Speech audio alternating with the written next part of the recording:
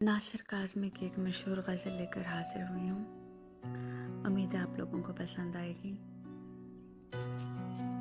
नए कपड़े बदल कर जाऊँ कहाँ,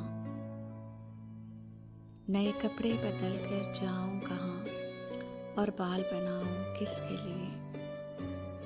वो शख्स तो शहर ही छोड़ गया, मैं बाहर जाऊँ किसके लिए। जिस धूप की दिल में ठंडक थी, वो धूप उसी के साथ गई। जिस धूप की दिल में ठंडक थी, वो धूप उसी के साथ गई। इन जलती बलती गलियों में अब खाक उड़ाऊं किसके लिए।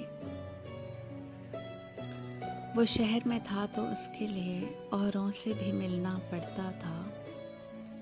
वो शहर में था तो उसके लिए औरों से भी मिलना पड़ता था।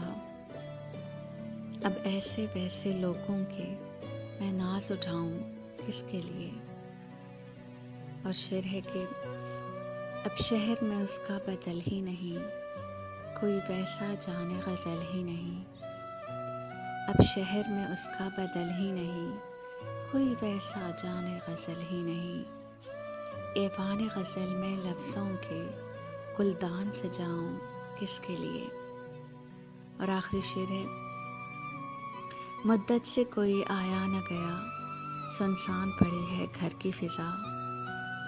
मुद्दत से कोई आया न गया, सुनसान पड़ी है घर की फ़िज़ा।